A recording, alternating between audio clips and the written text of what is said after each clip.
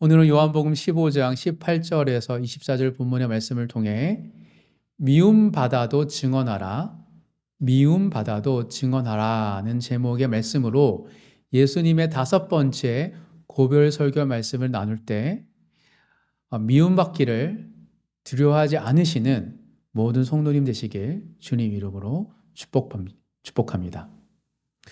미움받는 것은 두렵습니다.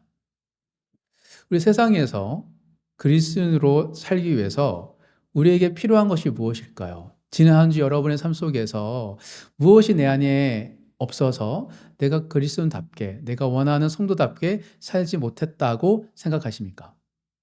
주위 환경인가요? 아니면 내 안에 경제적인 어려움 때문인가요? 아니면 내 안에 나도 잘 알지 못하는 무엇 때문일까요? 오늘 예수님은 5번째 고별 설교를 통하여서 제자들에게 미움을 받더라도 증언할 용기가 필요한 것이라고 이야기하고 있습니다. 즉, 제자들이 세상에서 온전한 주님의 제자로 살기 위해서는 미움을 받더라도 내 안에 있는 예수를, 복음을 말할, 증언할 용기가 있다면 온전한 그리스도인답게 살 수 있다라고 말하고 계시기 때문입니다. 그렇다면 이 예수님이 말하는 미움을 받을지라도 내가 내 안에 계신 예수를 이야기하는 그 용기는 무슨 의미일까? 그 진의에 대해서 예수님이 말한 뜻에 대해서 한번 살펴보는 오늘 말씀 되기를 간절히 소망합니다. 베스트셀러인 미움받을 용기라는 책이 있습니다. 미움받을 용기는 기시미 이치로와 고가 후미타로라는 두 일본인 저자가 쓴 책입니다. 이 책이 우리나라에서 번역돼서 200만 부 이상이 팔릴 정도로 인기를 끌었습니다. 왜 많은 사람들이 이 미움받을 용기, 일본인 저자가 쓴 미움받을 용기에 대해서 좋아했을까요? 제가 읽어보니까 이 책은 아들러 심리학을 아주 이해하기 쉽게 대화 형식으로 풀어 썼기 때문에 인기를 끌었다고 생각합니다. 딱딱한 심리학 책이 아닙니다. 두 인물이 나옵니다. 방황하는 한 청년과 아들러 심리학을 통하여서 진정한 행복을 찾게 된 철학자의 대화를 통하여서 우리의 일상 속에 겪게 되는 어려움들을 아들러의 관점으로 해석하는 형태를 띄었기 때문에 너무 쉽게 이해되고 이렇게 생각하는구나, 이래서 내가 어려움이 있구나라는 것을 많은 책을 읽는 사람으로부터 깨닫겠기 때문에 인기를 끌었다고 생각되어집니다. 저도 그 아들러 심리학이 이런 의미가 있구나라는 것을 이 책을 통해서 깨닫게 되면서 되게 인상 깊었던 내용들이 있었어요. 제가 한번 읽어드리도록 하겠습니다. 철학자가 이렇게 얘기합니다. 그 청년에게 아들러 심리학은 용기의 심리학일세. 자네가 불행한 것은 과거의 환경 탓이 아니네.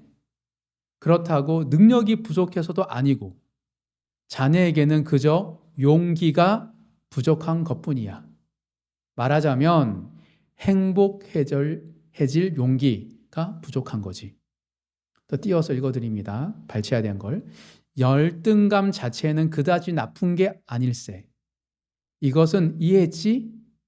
아들러도 말했듯이 열등감은 노력과 성장을 자극하는 계기가 되기도 하니까 가령 학력의 열등감을 느껴 나는 학력이 낮다, 그러니 남보다 몇 배 더 노력하자 라고 결심한다면 도리어 바람직하지 않나. 하지만 열등 콤플렉스는 자신의 열등감을 변명거리로 삼기 시작한 상태를 가리킨다네.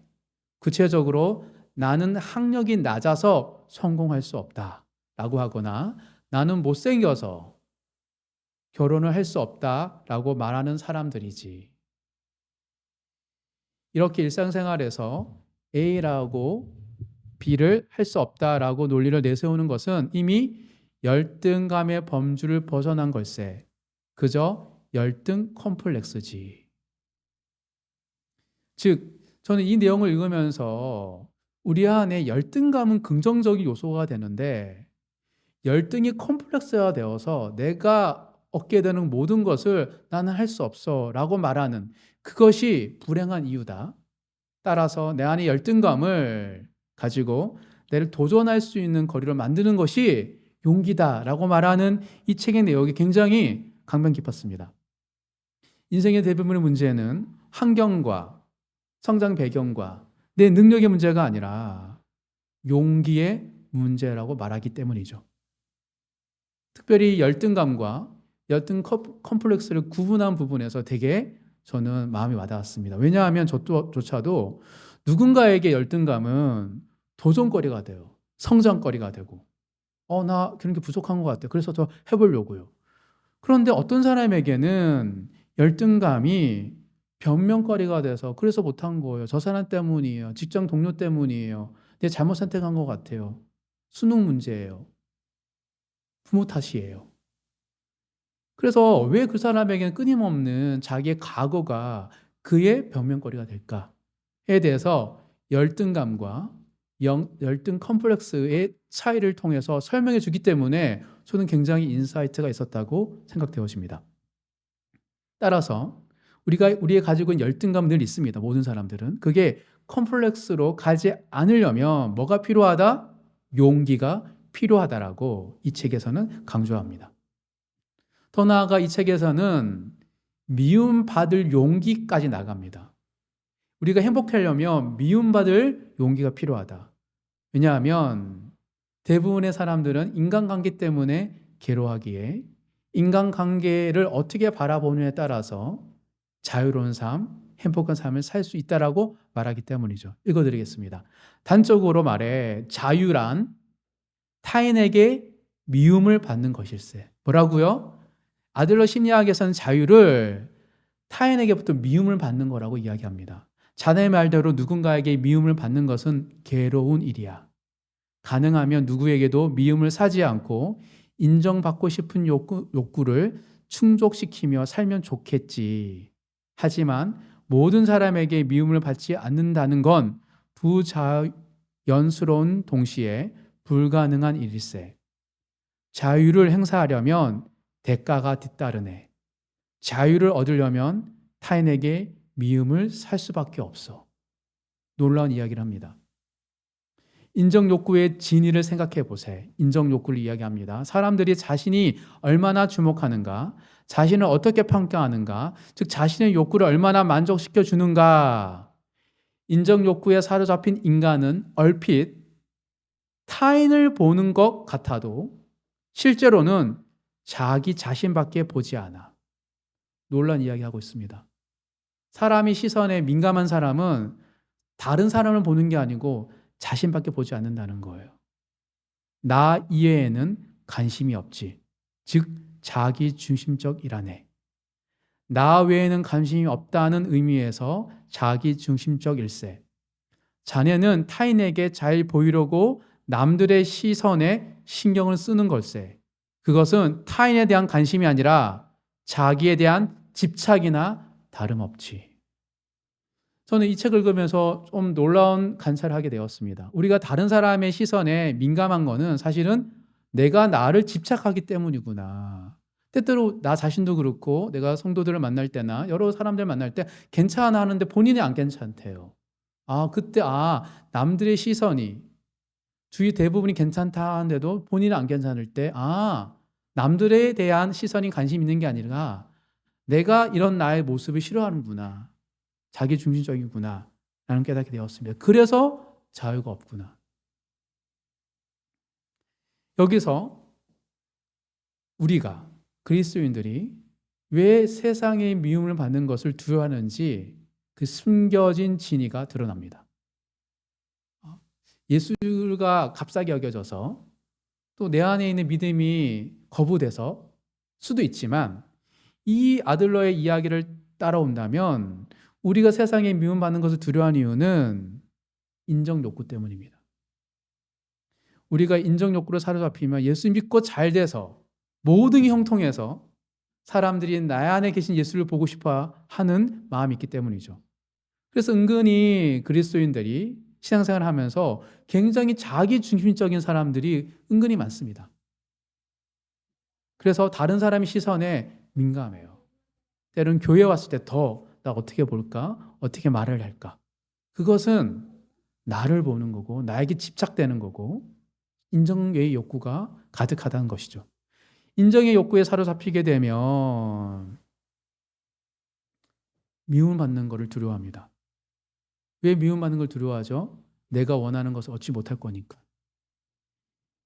달리 말하면 우리가 세상에 미움받는 걸 두려워하는 이유는 세상 속에 있는 사람들이 예수 안 믿어서 구원받지 못하는 사람을 안타까워 여긴 게 아니고 내가 거부당하는 것을 싫어하기 때문인 거죠. 나를 집착하기 때문에 우리가 미움을 받는 걸 두려워하는 것입니다. 오로지 잘 되는 나, 여기에 관심이 있습니다. 그래서 그리스도인답게 예수를 따른 제자답게 살아가는 그 자체가 그다지 기쁘지 않아요. 미움받으니까, 싫어하니까. 그래서 예수님께서 일찍이 이렇게 말씀하셨습니다. 우리 누가복음 찾아볼까요? 누가복음 6장입니다.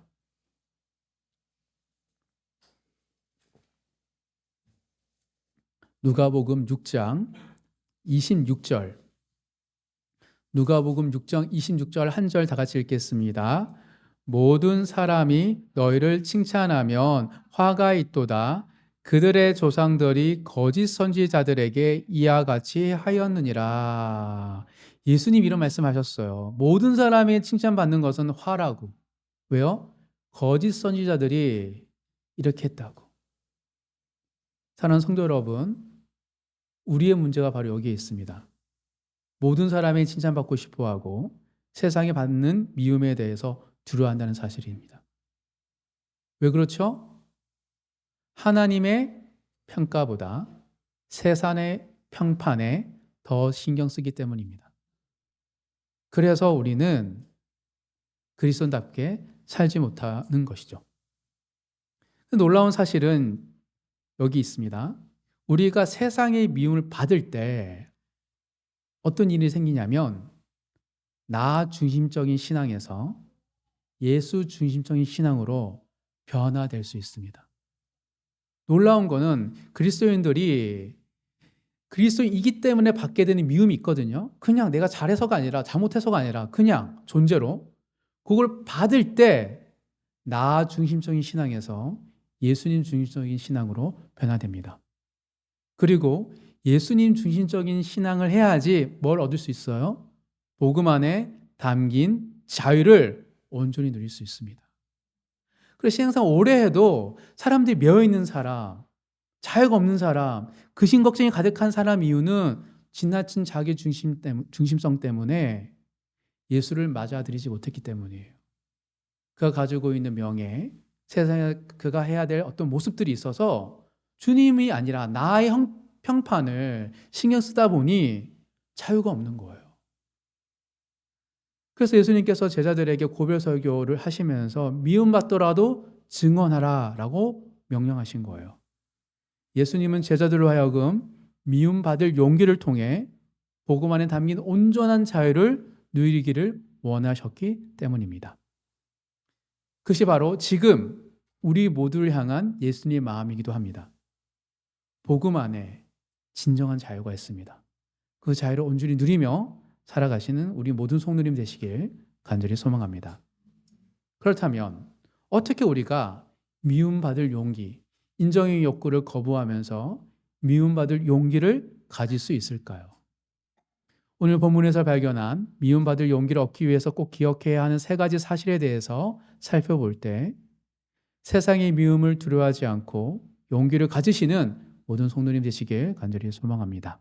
요한일서 3장 13절입니다. 형제들아, 세상이 너희를 미워하여도 이상히 여기지 말라. 요한복음의 저자 요한이 요한일서 서신을 통하여 이야기합니다. 형제들아, 세상이 너희를 미워하여도 이상히 여기지 말라. 미움받은 것을 좋아하는 사람은 아무도 없습니다. 하지만 그리스도인이기에 받을 수밖에 없는 미움은 피해야 할 것이 아니라 감당해야 할 은혜입니다. 미움이 은혜예요. 왜요? 성도가 받는 미움은 축복이기 때문입니다. 미움을 받음으로 우리 안에 있는 열등감이, 예수님도 열등감이 있습니다. 열등감이 어떻게 콤플렉스로 변하지 않는 거예요. 미움을 받음으로. 지나친 자기 중심에서 벗어날 수 있는 이유는 미움받기 때문입니다. 또한 미움받을 용기는 내 주위 사람들을 도구하지 않습니다. 나 칭찬해줘, 나 격려해줘, 나 잘했지 라고 주위 모든 사람을 나를 칭찬하고 격려하는 도구로 만들지 않습니다.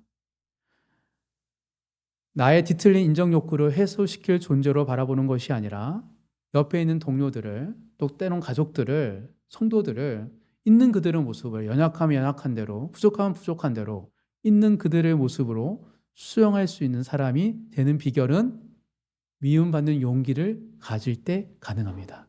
그래서 미움은 축복인 것이죠. 미움받는 용기는 진정한 자유를 주기 때문입니다.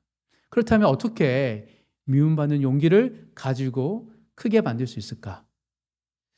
미움받기를 두려워함으로써 세상에 매이지 않기 위해서는 기억해야 하는 세 가지 사실이 있습니다. 세 가지 사실을 한번 살펴보도록 하겠습니다. 미움받을 용기를 얻기 위하여 기억해야 할 사실 첫 번째는 예수님이 먼저 미움을 받으셨다는 사실입니다. 누가? 예수님이. 먼저, 나보다 먼저 미움을 받으셨어요. 오늘 본문입니다. 18절. 한 번 더 읽겠습니다. 세상이 너희를 미워하면 너희보다 먼저 나를 미워한 줄을 알라. 예수님은 아주 중요한 원리를 제자들에게 설명해 주셨습니다. 제자들아, 너희가 미움을 받을 때 먼저 기억할 건 뭐냐면 내가 먼저 미움을 받았어. 그 사실을 잊지 말렴이라고 말씀하십니다. 예수님은 죄가 있으셨어요? 없으셨어요? 없으셨어요. 예수님 누군가를 착취하신 분입니까? 다른 사람들에게 뭔가를 주셨던 분입니까? 주셨죠. 병 고치고 치유하고. 죄도 하나도 없으시고 모든 사람들에게 주셨음에도 불구하고 예수님은 미움을 받으셨습니다. 도대체 그리스도인이 우리가 어떻게 살아야지 모든 사람의 칭찬을 받을 수 있을까요? 불가능합니다. 그리고 모든 사람의 칭찬을 받는다면 그것은 정직하지 않은 거예요. 이 사람에게 이런 말, 저 사람은 저런 말. 그리고 그 사람이 나를 어떻게 생각하는지 뻔히 알면서 모른 척하는 거예요. 나를 싫어하고 미워하는데 아니라고. 그럴 수 있다라고. 관대한 척하지만 실상은 그 사람의 내면에 관심이 없는 거죠. 주로 내 주위 사람들을 나를 칭찬하는 존재로 두는 거죠. 기만과 거짓된 삶입니다. 진리는 모든 사람에게 칭찬을 받을 수 없기 때문이죠. 예수님이 진리셨고 예수님 모든 사람에게 칭찬을 받지 못하셨습니다. 그런데 왜 우리는 끊임없이 좋아하지도 않는데 신뢰하지도 않는 사람들에게 칭찬을 받고 싶어하는 그런 모습들이 우리 안에 있을까요? 제가 SNS는 안 하지만 이렇게 올려서 좋아요 할 때 모르는 사람들이 대부분이잖아요. 많은 사람, 인플루언서나 이런 사람들. 왜 그런 사람들에게 자꾸 좋아요를 받고 싶어 할까요? 인정 욕구에 사로잡기 때문입니다. 우리 안에 있는 긍정적인 열등감이 긍정적인 요소가 될 수 있습니다. 그 열등감이 부정적인 역할을 하는 컴플렉스로 변질되지 않게 해야 되는데 이게 변질되게 되면 끊임없이 누군가를 비교해요. 열등감이 쟤보다 나를 비교하고 계속 보면서 비교하면서 어떻게 하면 내가 인정을 받을 수 있을까에 대해서 생각하게 합니다. 나름 주위 사람들은 이 사람이 우리를 배려하고 또 우리에게 필요를 채워준다고 생각하지만 정작 자신은 매어요, 사람들을. 그들의 필요를 채워주려고 그러고 그들의 욕구를 채워주려고 해서 그들에게 인정받고 싶어 하기 때문에. 즉, 열등감이 변질되게 되면 컴플렉스로 사람이 끌려다니게 됩니다. 주위 사람들에게. 내가 없어요. 그래서 대인관계를 하는데 아니 막 엄청 왕성 활동을 하거든요. SNS는 실제로. 근데 친구는 누구입니까? 물어 친구는 없대요. 속마음을 나눈 사람 누구입니까? 라면 별로 없대요. 즉 겉과 속이 다른 사람이 됩니다. 그래서 내 내면에 진실한 얘기를 하지 못하는 사람이 돼요. 이게 현대인들의 병이죠. 사랑하는 성도 여러분, 우리가 세상에서 살아가다 보면 그리스도인답게 알지 못하게 우리를 싫어하고 거부하고 때로는 미워할 때가 있습니다. 그때 우리가 그것을 피하면 안 됩니다. 왜? 축복이기에. 그때는 뭘 해야 됩니까? 아, 예수님이 먼저 미움을 받으셨지라고 예수님을 생각해야 됩니다. 그때 우리는 인정 욕구에서 벗어날 수 있기 때문이죠. 나에 대한 평판에서 벗어나 뭘 생각합니까? 예수님을 생각해요. 예수님의 마음을 이해하고 공감하게 됩니다. 다시 말하겠습니다. 우리 내 삶이 잘 풀려서 예수님의 마음을 알지 않습니다. 형통한 사람도 물어보잖아요. 예수님에 관심이 없어요. 그냥 예수님 주셨어요. 그래서 주신 감사합니다 라고 하지 예수님 마음이 뭔지도 몰라요. 관심도 없고 잘 풀리기 때문에. 그런데 세상에 알 수 없는 미움을 받는 사람들이 미움을 당할 때 주님을 초청하고 주님께 기도하는 사람들은 뭘 얘기하냐면 주님이 이런 대우를 받으셨구나. 주님의 마음을 이해하고 공감하게 됩니다. 예수님 정말 억울하셨겠다. 오로지 나의 평파, 내 주위의 환경, 내 주위 사람이 나를 힘들게 한다는 것에 대해서 내 삶이 왜 이럴까라고 불평과 불만이 가득한 인생에서 미움을 받을 때 주님을 생각하면 주님이 정말 억울했겠는데? 주님 어떻게 사셨어요? 주님은 죄도 없으시고 모든 사람에게 이런 말을 주셨는데 이런 미움을 받으셨더라고요. 나도 그러지 않았을까요? 예수님의 마음을 알게 되는 것이죠. 미움은 받는 것은 축복인 겁니다. 그래서 빌립보서에서 이렇게 말을 합니다. 찾아보겠습니다. 빌립보서 2장입니다.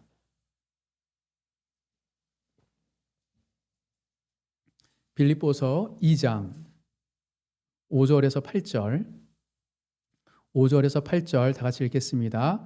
너희 안에 이 마음을 품으라 곧 그리스도 예수의 마음이니 그는 근본 하나님의 본체시나 하나님과 동등됨을 취할 것으로 여기지 아니하시고 오히려 자기를 비어 종의 형체를 가지사 사람들과 같이 되셨고 사람의 모양으로 나타나사 자기를 낮추시고 죽기까지 복종하셨으니 곧 십자가에 죽으심이라. 사랑하는 성도 여러분, 그리스도 예수의 마음을 알기 위해서는 예수님이 받으셨던 미움을 당해야 합니다.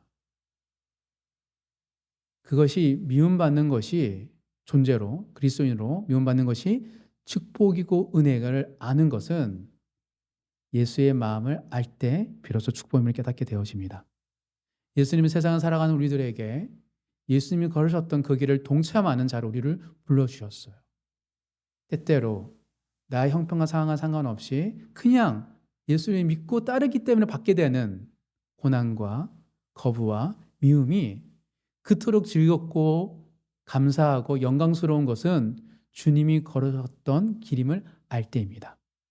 사랑하는 성도 여러분, 칭찬이 아니라 열심히 했는데 미움을 받을 때 환경과 상황과 나의 능력을 탓하시기 마시기 바랍니다.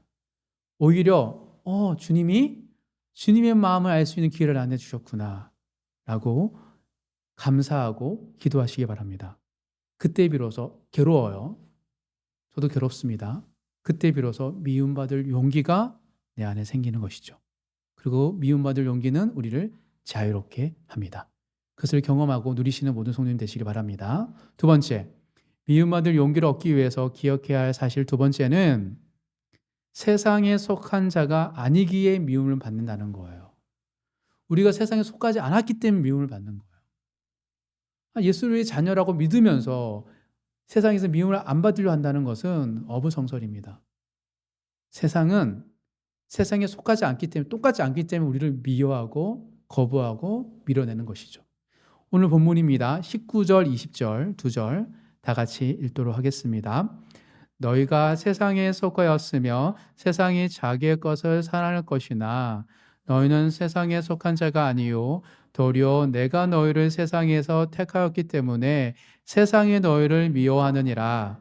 내가 너희에게 종이 주인보다 더 크지 못하다 한 말을 기억하라.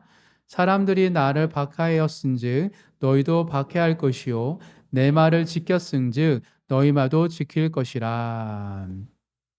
예수님이 다시 오시기 전까지 이 세상의 주권자 임금은 누구이죠? 악한 사단입니다. 예수님은 그거를 세상의 임금이라고 지난주에도 말하고 있습니다. 떠나시면서 예수님은 제자들에게 계속 강조해요. 세상의 주관자 임금은 악한 사단이라고. 그래서 우리가 제자들이 또 주님을 믿고 따르는 우리가 신앙생활을 열심히 하더라도 아프고 병들어요. 그리고 실패를 경험합니다. 나름 전신전력했고 주님이 나에게 뜻을 주셨고 말씀해 주셨고 부르셨는데도 불구하고 열매는커녕 가시덤불과 엉겅퀴가 무성할 때가 있습니다. 왜 그렇죠? 악한 사단이 이 세상의 주관자 행세 노릇을 하기 때문입니다. 만약 우리가 하나님의 자녀가 아니라면 오히려 고난과 어려움이 없을 거예요. 왜요? 사단이 우리를 괴롭힐 이유가 없습니다. 전혀 없죠. 그냥 도도 내 안에 머물고 있는데 왜 괴롭히겠습니까? 근데 우리 안에 끊임없이 주님이 우리의 주권자이시고 주님을 따르려고 하니까 사단은 끊임없이 가시덤과 엉겅퀴로 우리의 수고한 것을 비틀고 노력해도 안 되고 그래서 탓하고 환경을 탓하고 저도 아주 어렸을 때 그랬어요. 아내 모태신앙을 탓하고 죽기 전에 예수 믿어야 되는데 그런 얘기 많이 했어요. 죽기 전에 예수 믿었어야 되는데 왜 부모님 일찍 예수를 믿었고 나는 왜 일찍 회심해가지고 이 고난을 당하는가. 뭐 따지고 보면 내가 노력 안 한 것도 있지만 계속 주님을 탓하고 하나님을 탓하고 그렇게 만드는 것이 누가 하는 거죠? 사단이 하는 것이죠. 그래서 우리가 세상에 미움을 받는 것입니다. 그래서 사도 바울은 그의 제자 디모데에게 이렇게 권면을 합니다. 디모데후서 2장 3절 4절 한번 찾아보겠습니다. 디모데후서 2장 3절 4절. 디모데후서 2장 3절 4절 다 같이 읽겠습니다. 너는 그리스도의 예수의 좋은 병사로 나와 함께 고난을 받으라. 병사로 복무하는 자가 자기 생활에 얼마는 자가 하나도 없나니 이는 병사로 몰입한 자를 기쁘게 하려 함이라. 세상에 속하지 않은 자들은 이 세상에서 어떤 사람입니까? 군사일 수밖에 없어요. 저는 싸우는 거 싫어해요. 전쟁 싫어해요. 사단이 가만히 안 두는데? 우리가 가만히 있는다고 전쟁이 안 일어납니까? 적이 쳐들어오면 전쟁이 일어나는 거죠. 세상에서 그리스도인 산다는 것은 뭐냐면 영적 싸움에 동참했다는 뜻입니다. 그래서 사도 바울은 디모데에게 병사의 마음, 군인의 마음을 가져야 된다라고 이야기합니다. 오늘 본문에 보면 예수님께 제자들에게 하는 군사가 가져야 할 무기는 무엇이죠? 미움받을 용기입니다. 미움을 받는 그 용기가 성도가 가져야 할 영적 무기라고 말하고 있는 것입니다. 그래서 이 무기를 잘 가진 사람들은 이 세상에서도 영적 싸움을 통하여 성장하고 하나님 나라에 참여하고 감사와 기쁨과 자유를 누립니다. 그런데 이 무기를 가지고 있지 않거나 또는 이거를 녹슬게 하거나 이거를 집에 놓고 다니면 어떻게 되죠? 영적 싸움에 패하게 되죠. 그 한 인물을 찾아보겠습니다. 디모데후서 4장 9절에서 11절 후서 4장 9절에서 11절 3절 다 같이 읽겠습니다. 너는 어서 속히 내게로 오라. 데마는 이 세상을 사랑하여 나를 버리고 데살로니가로 갔고 그레스게는 갈라디아로 디도는 달마디아로 갔고 누가만 나와 함께 있느니라. 내가 올 때에 마가를 데리고 오라. 그가 나의 일에 유익하니라. 감옥에 있던 사도 바울은 너무 외로웠고 그 외로운 상황 속에서도 믿음을 가지고 자기의 제자들을 함께하는 동역자들을 격려하고 독려했습니다. 그런데 디도처럼 누군가는 각자의 사역이 있으니까 떠나는 사람도 있지만 세상을 사랑하여 믿음을 떠난 인물이 나옵니다. 그게 데마입니다. 여러분이 데마를 검색해 보면 데마는 마가와 누가와 함께 초대교회 지도자로 여러 차례 언급됩니다. 도대체 대마는 왜 세상을 사랑하여 나름 수십 년을 같이 한 것처럼 보여요. 서신에 언급되는 거 봤을 때. 막바지에 그는 감옥에 있는 바울을 보면서 나는 이렇게 살고 싶지 않아 라고 하며 왜 세상을 향하여 떠났을까? 저는 문득 이런 생각들을 해보게 됩니다. 마가와 누가와 함께 언급되었다면 데마가 이 막바지에 세상을 사랑하고 떠나지 않았더라면 어땠을까? 저는 어쩌면 데마 복음을 우리가 알 수 있을 수도 있겠구나라는 생각을 가집니다. 데마는 그런 종류의 사람이었어요. 그런데 어느 순간 그는 세상을 사랑하게 되었고 떠나게 되었습니다. 넘어지고 실족한 게 아니라 떠나버렸어요. 그게 바로 세상에 미움받을 용기와 각오가 사라지고 두려웠기에 세상을 사랑하는 선택을 한 것입니다. 초신자가 아니에요. 오랫동안 함께했던 사람입니다. 이분이 이 선택을 할 때 어떤 마음일까를 생각해 본다면 아마 미움받을 그 용기가 사라져서 나도 저 감옥에서 고통받는 게 너무 두려워서 떠나지 않았을까라는 생각이 되어집니다. 그래서 예수님께서 죽기 전에 제자들에게 고별 설교를 하면서 미움받을 용기를 가지라고 말하고 있는 것이죠. 사랑하는 성도 여러분, 내가 원하든 원하지 않던 우리는 예수를 믿게 되는 순간부터 영적 전쟁의 한복판에 서 있는 겁니다. 그런데 때때로 우리가 사단이 안일함과 거짓 평안을 통하여서 우리에게 괜찮다 할 때가 있습니다. 그때가 가장 위험할 때입니다. 오히려 예수 믿기 때문에 받게 되는 미움이 거부가 있을 때가 좋을 때예요. 왜요? 말씀과 기도에 집중하여 주님이 받으셨던 미움에 동참할 수 있는 기회이기 때문입니다. 여러분에게 다가오는 그 미움받는 것을 회피하지 마시고 미움받을 용기를 가지고 담대하게 맞서 싸우시는 모든 성도님 되시길 주님의 이름으로 축복합니다. 세상에 속한 자가 아니기에 미움을 받기 때문이죠. 마지막 세 번째입니다. 미움받을 용기를 얻기 위하여 기억해야 할 사실 세 번째는 죄인은 미워하지만 의인은 미움을 받습니다. 의인이기에 미움을 받는 거예요. 그런데 죄인은 미워합니다. 오늘 본문 한번 읽어보도록 하겠습니다. 21절에서 25절까지 21절에서 25절까지 다 같이 읽겠습니다. 그러나 사람들이 내 이름으로 말미암아 이 모든 일을 너에게 하리니 이는 나를 보내신 이를 알지 못함이라. 내가 와서 그들에게 말하지 아니하였더라면 죄가 없었으려니와 지금은 그 죄를 핑계할 수 없느니라. 나를 미워하는 자는 또 내 아버지를 미워하느니라. 내가 아무도 못한 일을 그들 중에서 하지 아니하였더라면 그들에게 죄가 없었으려니와 지금은 그들이 나와 내 아버지를 보았고 또 미워하였도다. 그러나 이는 그들의 율법에 기록된 바 그들이 이유 없이 나를 미워하였다 한 말을 응하게 하려 함이라. 예수님 말하고 계십니다. 세상이 너희를 미워하는 이유는 하나님을 알지 못하기 때문이다. 유대인들이 하나님을 알지 못하는데요. 왜냐하면 교회 오래 다닌 사람이 하나님을 알지 못하기 때문에 미워할 수 있다라고 이야기하는 것이죠. 복음에 대한 무지가 병명거리가 될 수 없다고 이야기하고 있습니다. 세상조차 나는 잘 몰랐어가 병명거리가 될 수 없다. 왜요? 예수님이 이 땅에 오셨기 때문에. 예수님의 성육신은 하나님의 존재이고 하나님의 뜻이고 하나님의 계시입니다. 세상을 이처럼 사랑하여 독생자 예수를 죽이시기까지 세상이 심각한 문제가 있다는 것을 알리셨기 때문이죠. 물론 그리스도인들이 성도답게 살지 못한다면 그것은 성도가 물어야 할 죄는 맞습니다. 하지만 이 세상에 교회가 있고 성도가 있는데도 불구하고 예수를 믿지 않은 사람들이 교회와 성도를 미워한다는 것은 그들이 지불해야 할 죗값이라고 말하고 계십니다.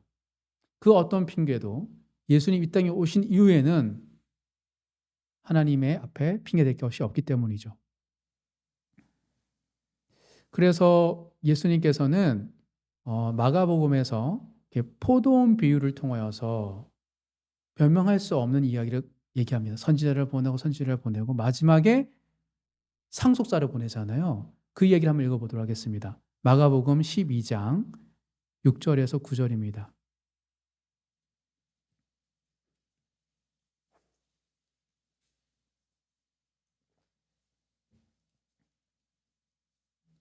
마가복음 12장 6절에서 9절 다 같이 읽겠습니다. 이제 한 사람이 남았으니 곧 그가 사랑하는 아들이라. 채우로 이를 보내며 이르되 내 아들은 존대하리라 하였더니 그 노무들이 서로 말하되 이는 상속자니 자 죽이자 그러면 그 유산이 우리 것이 되리라 하고 이에 잡아 죽여 포도원 밖에 내 던졌느니라. 포도원 주인이 어떻게 하겠느냐 와서 그 농부들을 진멸하고 포도원을 다른 사람들에게 주리라. 예수님이 하셨던 비유입니다. 예수님이 이 땅에 오신 거는 최후입니다. 하나님의 마지막 선택이셨어요. 예수님 이 땅에 오심으로 말미암아 우리에게 주어진 건, 세상에 주어진 것은 회개하고 돌이키는 것밖에 없었습니다. 그런데도 불구하고 세상에 예수를 믿지 않고 거부하는 것은 하나님을 거부하고 미워하는 것입니다. 반면에 예수를 통하여서 여전히 내가 죄를 지었고 범죄했음에도 불구하고 예수를 통하여 하나님의 자녀가 된 의인은, 죄인에서 의인이 된 사람은 어떻게 됩니까? 미움을 받습니다. 즉, 우리가 살아가면서 내 믿음의 실체가 드러나는 것은 언제입니까? 잘 풀릴 때예요? 아니면 고난이 찾아올 때요? 고난이 찾아올 때요. 양과 염소처럼 나뉩니다. 고난이 찾아올 때 원망하는 사람, 미워하는 사람, 분노하는 사람은 그가 죄인임을 드러내는 것이고, 고난이 찾아올 때 하나님 앞에 엎드리고 회개하고 미움을 받으려고 하는 사람은 자신이 의인임을 아는 사람입니다. 이 놀라운 진리입니다. 그래서 성도가 미움을 받는 거예요. 성도이기에, 의인이기에. 우리가 예수를 믿고 나서 모릅니까? 지혜가 사라져요? 사람들이 말하는 행색, 나의 적이 나를 공격하려고, 나를 누르려고 하는 걸 모르세요? 알죠? 알지만 어떠세요, 여러분? 견뎌주고, 참아주고, 함께 하려고 그러고, 똑같이 복수하지 않으려고, 갚아주지 않으려고 하고, 전쟁을 이기시는 분은 하나님이 하나님께 맡겨드리는 것. 미움을 받는 거죠. 내가 갚아줄 수 있지만 미워하지 않고 미움은 받는 자로 존재하는 것. 그것이 바로 죄인이었다가 예수를 믿고 의인이 된 사람들의 선택이기 때문입니다. 그렇다면 이런 선택을 하는 사람들을 당하기만 합니까? 너무 힘들 것 같아. 예수 믿어서 할 말도 많고 잘못된 사람들 앞에서 악용하지 않을까요? 성도는 어떻게 살 수 있을까요? 라는 질문이 던져지죠. 거기에 대해서 예수님께서 이렇게 말씀하십니다. 26절, 27절, 오늘 본문 마지막 절, 2절 다 같이 읽겠습니다. 내가 아버지께로부터 너에게 보낼 보혜사 곧 아버지께로부터 나오시는 진리의 성령이 오실 때에 그가 나를 증언하실 거요 너희도 처음부터 나와 함께 있었으므로 증언하느니라. 미움받는 성도는, 의인은 뭘 한다고 이야기하죠? 증언한다고 이야기합니다. 우리를 미워하는 세상 앞에 똑같이 그들을 미워하고 원수를 갚아주는 게 아니고 그들에게 참고 아무 말 못하는 게 아닙니다. 두려워 떨는 게 아니에요. 두려움을 받을 용기를 가지고 뭘 해요? 증언합니다.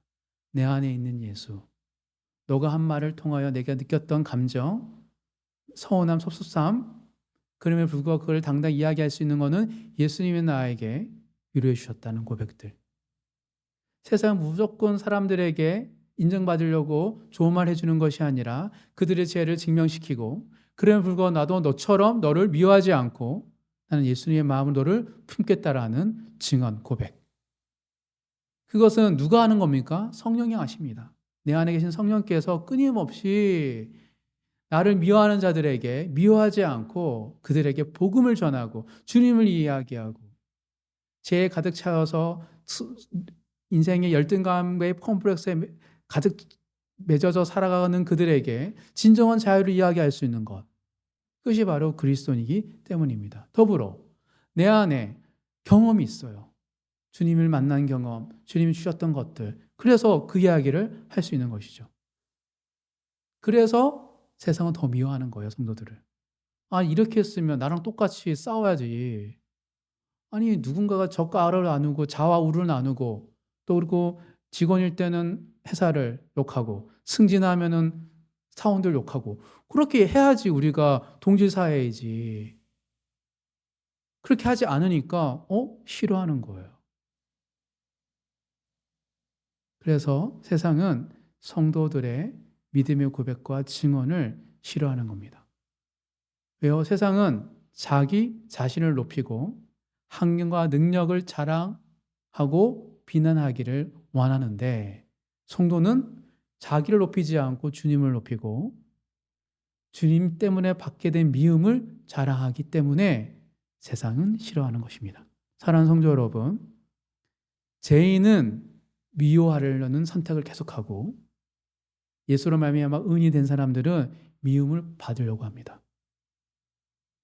따라서 우리 안에 사단이 이런저런 기만과 거짓으로, 교회가 이르면 돼, 예수 믿는 사람이 이르면 돼, 우리 주위의 회사에 예수 믿는다고 장로라고 하면서 술 먹고 본인 보이지 않는 사람 보고 욕하고 싶고 분노하고 싶고 저 사람 때문에 교회가 욕먹는 거야 라는 분노를 할 때, 그게 정말 내가 분노할 이유일까? 누가 좋아할까? 내가 분노가 미워하는 이 마음은 의인의 태도일까? 죄인의 태도일까? 왜 나는 의인인데 마치 죄인처럼 누군가를 미워하고 분노하고 있지? 라는 생각을 가지고 경계하기 바랍니다. 사단은 끊임없이 악한 일을 통하여 우리를 보고 악을 미워함으로 말미암아 분노함으로 말미암아 악인의 길을 걷도록 하기 때문입니다. 그래서 예수님은 미움을 당할 때 증언하라고, 주님을 이야기하라고 이야기한 것이죠. 사랑하는 성도 여러분, 세상은 교묘합니다. 그래서 의로운 자들, 적임에 불타오는 자들이 오히려 더 큰 악을 가질 수 있습니다. 남을 미워하고 판단하고 잣대를 나누고 학력에 따라 실력에 따라 경제적 형편에 따라 사회를 나누려고 하는 그 모든 술수는 소위 똑똑하고 배우고 상의 정의를 외치는 사람들의 모습이라는 사실을 기억하셔야 됩니다. 우리는 나누지 않아야 됩니다. 미워하지 않아야 됩니다. 우리가 할 말은 세상을 이처럼 사랑하신 예수 그리스도를 통하여 받게 된 자유와 기쁨을 고백하는 것. 그것이 우리가 세상에 존재하는 이유이기 때문입니다. 그러기 위해서는 미움받을 용기, 인정을 받지 못할 그 욕구에 맞서서 주님 앞에 서야 되기 때문입니다. 사랑하는 성도 여러분, 주님께서는 우리를 세상의 빛과 소금으로 세우고자 미움받을 용기를 가지라고 말하고 계십니다. 어쩌면 우리가 내 안에 있는 예수가 있고 내 안에 하나님을 경험하는 게 있는데도 불구하고 나를 통하여 복음이 흘러가지 않는다면 그 이유는 딱 하나입니다. 미움받을 용기가 없어서이지 않을까 생각해 보시길 간절히 소망합니다. 모든 사람의 칭찬받는 것은 화이기 때문입니다. 말씀을 정리하겠습니다. 예수님의 5번째 고별 설교는 미움받을 용기를 가지고 증언하라는 말씀입니다. 예수님의 부재 속에서 세상에 매이지 않고 자유롭게 살아가는 비결은 미움받는 용기에 있기 때문입니다. 복음의 참된 증인은 세상에 미움을 두려워하지 않고 담대하게 부족하고 연약하고 사소할지라도 나의 이야기, 나의 고백을 하기 때문입니다. 미움받을 용기를 얻기 위해서는 첫 번째, 예수님이 먼저 미움을 받으셨다. 두 번째, 세상에 속한 자가 아니기에 미움을 받는다. 세 번째, 의인이기에 미움을 받는 것이고 죄인들은 미워한다는 사실을 기억하셔서 정말 환경과 상황을 탓하지 않고 주위에 연약하고 나약한 성도들과 예수 믿는 사람들에 대해서 분노하지 않으시고 그럴 때일수록 미워하는 선택보다 주님 앞에 나의 하나님을 고백하는 선택을 통하여 하나님의 영광이 되고 주님의 자랑이 되시는 그 진정한 자유를 누리시는 모든 성도님 되시길 주님의 이름으로 축복합니다.